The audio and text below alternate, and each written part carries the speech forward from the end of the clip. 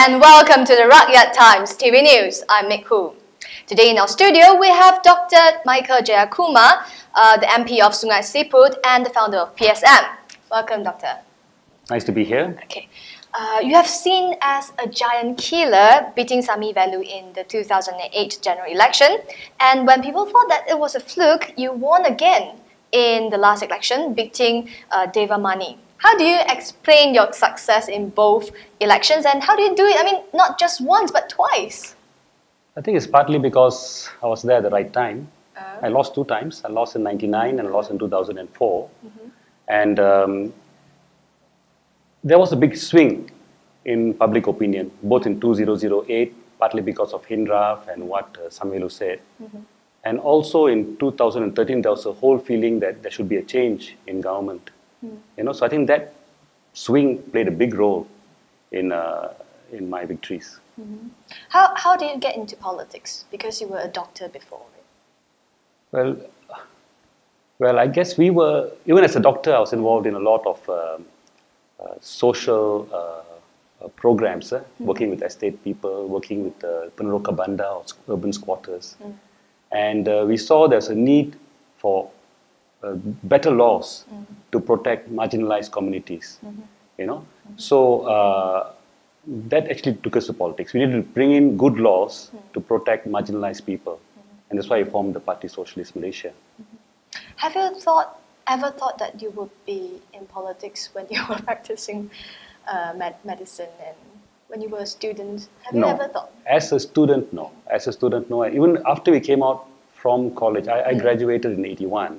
We were more involved in community service, working in estates, working in squatter areas, trying to fight for housing rights of people, trying to fight for basic pay for estate workers. At that time, we didn't think of politics. It's only in the mid-90s when we saw that we need to have better laws to represent people, to safeguard people's rights, you know, that we went into politics. What inspired you to do all these things?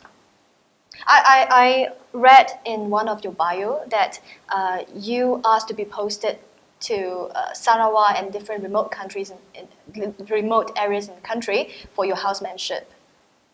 What inspired me? Yeah. Well, I guess could it be those days? No, I think it's probably the Christianity that my family taught us, you know, because we were brought up with the concept of stewardship, that those who are endowed, those who are given a better background, a better education, have a duty to serve people. I think it's a concept in Christianity. I think a concept in many religions, that you got to serve your fellow being, and I think that is what our parents taught us. And I think that underpins the whole thing. So is it also because of this, PSM's members declare their properties, declare how much they earn per year in a yearly report, right? That's part of it. I think that comes from the thing that even good leaders without checks and balances may become corrupt and become bad leaders. You know, so you cannot rely on good leaders to remain good.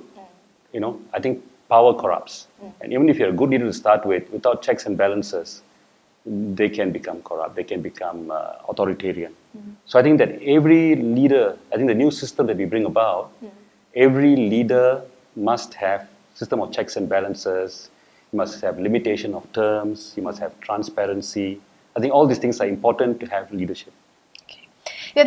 You have also been seen as the people's champion for affordable housing and a crusader against the GST. Please tell us about these two areas that you are fighting for. And also, right, households which has like 6,000, which earn 6,000 per month cannot afford to buy a house in KL. That's true. Are we heading towards a homeless nation, or are we already there? No, I think we're having a crisis in housing now. You know, if households, even with 6,000, have difficulty buying a house, then what about, you know, about 70 or 80% of the population whose family income is less than 6,000? Where are they going to go for houses? You know, so right now we have something like 1.7 million families without housing. out of a total of about 7 million families. So about 16 to 20%. So I think this is something that we got to take seriously. And the problem is housing has become a commodity, something that private companies make profits out of, you see. Whereas housing is actually a basic need. And we are suggesting that there should be housing boards, trusts in every state that are supposed to build houses and sell them at cost to Malaysian families. And these houses cannot be speculated upon. So each family can only have one house, and they want to buy another house, they should sell this house back to the board at cost price. So we can take the speculation and the profit motive out of housing. I think we can bring down the cost of housing. But right now the whole thing has become a whole money-making thing for developers and landowners. But would you see that as a challenge to change people's paradigm on it? Because there are so many Malaysians who are speculators and they have been investing in the property market. How do you see PSM changing this kind of paradigm? Yeah, I think we got to look at certain things, are basic needs that should not be the focus of profiteering, healthcare, for example, transport, water, electricity, education. These are basic things for society, and these should be provided at cost or even subsidized. So I think we've got to come out of that, think that everything, the whole issue, the neoliberal paradigm is that everything is a commodity which can be traded. We are against that paradigm. I think certain things should not be traded. Certain things are basic needs and they are important for people's lives, for development of the next generation. So you don't have proper housing, you don't have proper healthcare, then the next generation is compromised. I even heard from some of my contacts that because of the GST, all the prices are rising, they can't even afford decent meals. Have you heard of all these kind of cases in your area or from other PSM members? You see, household debt in Malaysia is huge, I mean, something like 85% of our GDP. And if you take it, household income is only about half of GDP. Anyway, total household income in a year is only half of GDP. So actually, total household debt taken as a portion of household income is about 160, 170%. And that's the average. How about the bottom 40% of the population?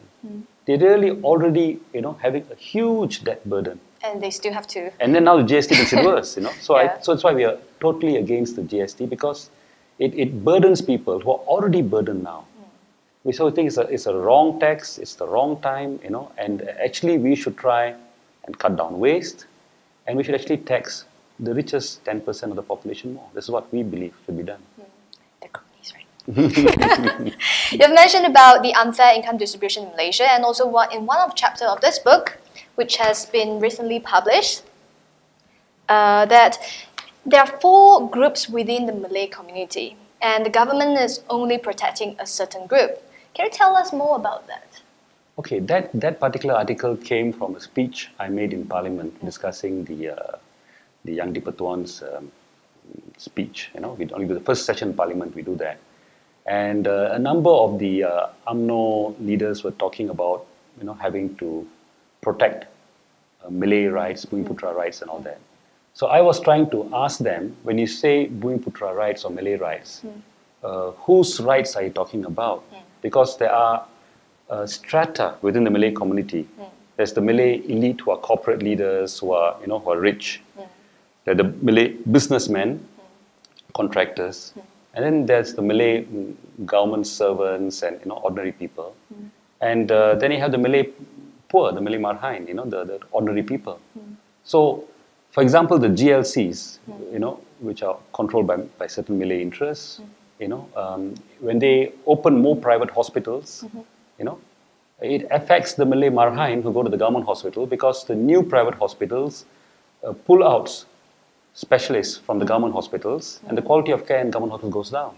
So I was trying to ask them, who do you actually support? When you talk of Malay interests, when you ask for more shares in companies, it is not the Malays in Sungai Siput who are from the estates who are tappers or who are Not the ordinary, majority they're going to Malays. get that. They can't buy the shares. And if you look at the latest book, Colors of Inequality, where it's analyzed, the wealth of the community is held by a small percentage of 15 to 20%. And the remaining 80% are still quite poor. So my point I was trying to make is that when you've got to be more specific, I'm all for programs that help the 80% of the Malay Marhain, because that's our obligation as government, as politicians. We should focus on the needs of the poor. Whether it be Malay or non-Malay, we should focus on that. So we got no problem with that at all. But when you talk about Malay poverty, then you ask for programs that actually help the Malay elite. I think there's a sleight of hand. That's actually you are using the poverty of a group to get sympathy, but then you're getting programs that help the elite who are already so rich. To us in the PSM, we think that's the wrong way to go about it. So I was trying to bring that point up in debate. Okay. You were recently arrested, probing you under the Peaceful Assembly Act. But why were you arrested again? That's a good question. We are not too sure.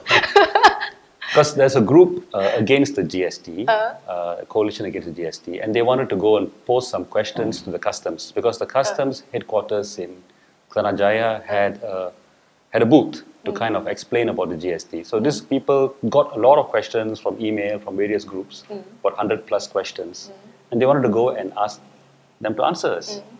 But the day when they went, they closed the counter and they called the police and they found a barricade in front of the counter. So we were saying, look, you're supposed to answer questions, so give us the answers. So finally, we negotiated. I was there to help them negotiate. And finally, the head of the customs decided that he'd come down. So he took the questions, he answered the first two, then he took the whole list and went off.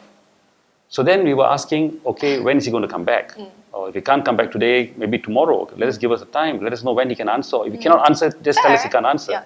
So that was going on right up till about 5 o'clock. Then the police just arrested us. So we don't. Did they give you a reason? No, they. Because you asked too many questions. No, I think so we arrest you? Well, at 5 o'clock, they said all disperse.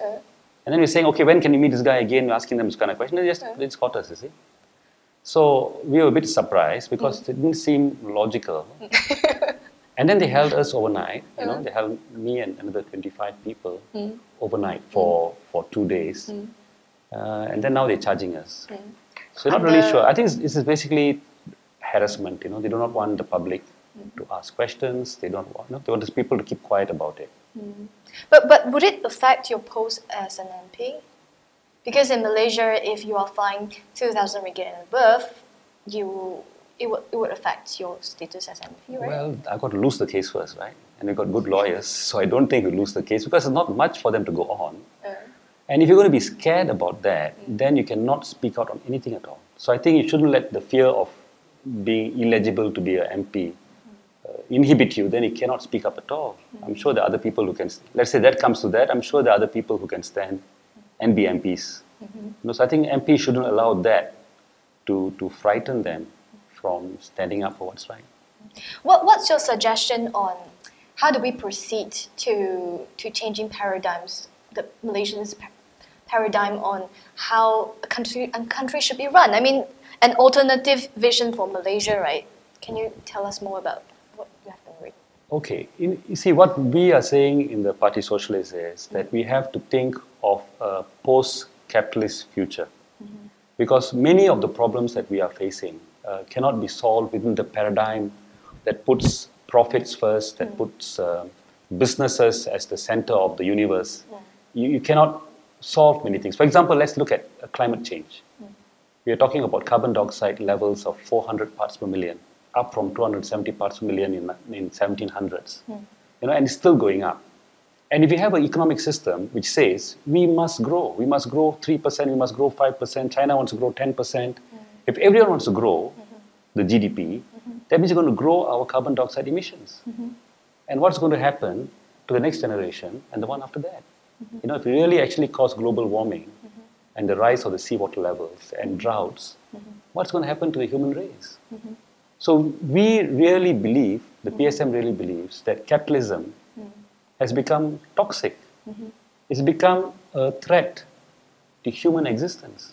Because you cannot solve this carbon dioxide emission and global warming within the framework that says 3% of growth or 5% of growth you must have. We don't have, the economy falls down. And that growth will create carbon dioxide emissions. So we're saying that we've got to have a different system. We've got to have a different paradigm, which doesn't put corporate interest, doesn't put profits as the first and the most important priority. Well, then would people argue that how do we make sure that our economy would be good if we are people-centric? I know it sounds a bit, but there are people asking this kind of questions too. I think it's got to be, the economy you're talking about has got to be a mixed economy. We can't have a totally centrally planned economy, which is quite inefficient. There are certain places where the market is very, very good. When you have, Adam Smith was right, the market is self-correcting. When you have a lot of small producers, small suppliers, then the market actually disciplines the whole lot and you get efficiency. But when you have oligopolies and monopolies, the market doesn't function anymore. Your invisible hand is shackled. You don't have self-correcting markets when you have. So you've got to decide now, how do we control monopolies and oligopolies? And obviously what was done in the Soviet Union was only a bureaucratic control by a party and centralized. There are problems with that. So you've got to experiment now whether we can have systems. For example, you have monopolies or oligopolies controlled by the local council, by elected reps from the local community, by workers as well, and the federal government. So for example, let's say utilities is controlled. Utilities is a monopoly in the area, but that must be under the democratic control of people. There must be transparency. There must be transparency in how they give out contracts. There must be transparency in how much they earn. There must be limitation of terms. So you've got to create a whole new paradigm of governance. And you don't need capitalists to run utilities. You can have the people running it, but you must have the mechanisms in place. I think there's a lot of work being done in Latin America, like in Brazil, in Porto Alegre. They have the whole concept of participatory budgeting. The federal government says, okay, this city gets so much. But the people in the city are given avenues to give an idea of what do they want. Do they want the sewerage system replaced, or they want new playgrounds to be built, or they want the roads to be repaired? People come, discuss, debate, vote, and the money is then apportioned that way. So we've got to create democracy. You talk about democracy. I think we've got to go on a further democracy. It's not just 5 years once we vote and then put up with it the rest of the time. But we have a choice, like budgets, for example. If Sungai Siput, we are told, okay, for Sungai Siput, you have so much money for development this year. Then let the people from the kampung say, what do they want? Do they want water supply? Do they want better roads? Do they want the school to be repaired? Why can't you let people do that? And then the people then can also see who you're giving contracts to. If you have development budgets, but you give it contracts to your cronies so they can hike up the cost 3 times, 4 times and make money and give you sub-quality work. And people do not know because now the whole system is so centralized. Whereas if you have system of governance where people in each community, each locality are allowed to know, are given the right, are given the exposure, then we can ask, how come that contract you gave for so much? Because we can get other contractors who can do it for 1/4 the price. Then our development money will go so much further. So I think these are things that we're talking about, that you need to have a different paradigm, not so paternalistic. At the same time, we try and put people at the center. We try and democratize the whole process. We allow the market, where the market can function efficiently. Where the market can't function efficiently, we see democratic control by the people, meaning the workers, the people benefiting from the programs, local government who are hopefully elected to sit in on the boards. All these things, so you can have a mix. This is obviously something that has to be created, This is something, it's a new way of looking at things. And I think that's why, this book is part of that process to get people to start thinking that there is an alternative, because a lot of people think that nothing can be done. There's no system. Where can we get this book? Oh, at Gerak Budaya. Gerak Budaya is the publisher. It's available there. Okay. So you can call 0379578342 or email gerakbudaya@gerakbudaya.com or visit the Facebook. Right. Okay, thank you very much, Dr. Jeyakumar, for coming to our studio. We'd like to have you back again to talk about PSM. I'd like to come, yes. Thank you. Thank you, thank you. All right. And that was the news on Rakyat Times TV. We'll be back again tomorrow, same time, same place.